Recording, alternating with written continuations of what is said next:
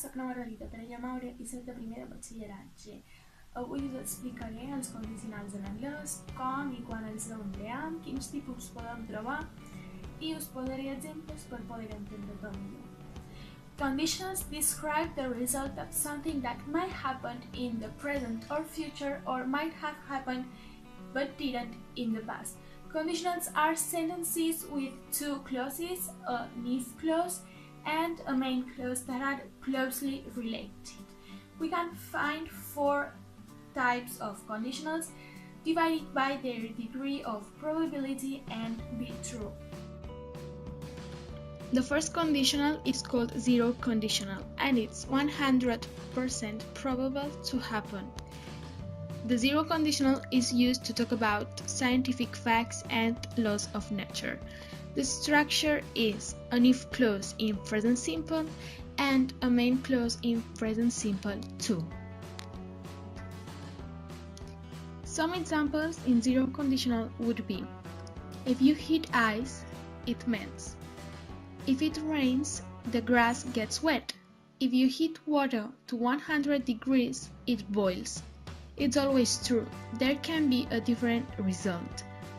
But if I say, if I eat peanuts, I am sick, then this is true only for me, maybe not for everyone, but it's still true that I am sick every time that I eat peanuts. The second type of conditional that we find is called first conditional and is 75% probable to happen.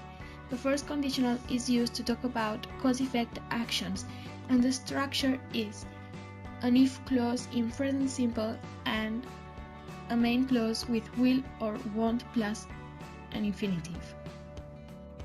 Some examples would be: if you don't hurry, you will miss the train. If it rains today, you will get wet. If it's a nice day tomorrow, we'll go to the beach. Here we are talking about what will happen tomorrow, but another day might be different. The next conditional that we find is called second conditional and it's 25% probable to happen. This type of conditional is used to talk about hypotheses and the structure is an if clause in past simple and the main clause with would or wouldn't plus an infinitive. Some examples in second conditional would be: if you went to bed earlier, you would not be so tired. If I had a lot of money, I would travel around the world. If I had his number, I would call him.